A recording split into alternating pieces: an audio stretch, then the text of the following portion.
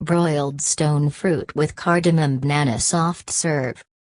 Ingredients: 3 frozen bananas, 2 cups almond breeze almond milk vanilla, 1 teaspoon ground cinnamon, 1 teaspoon ground cardamom. For stone fruit: 2 plums, halved and pitted, 2 nectarines, halved and pitted, 1/8 cup sugar, 2 tablespoons apple cider chia seeds for garnish, fresh blueberries for garnish. Preparation: place fruit in a baking dish, cut side up and pour cider over top. Sprinkle tops with sugar and cook at 425 degrees Fahrenheit for 17 minutes and finish under the broiler until browned. To make soft serve, place ingredients in a blender and blend until smooth.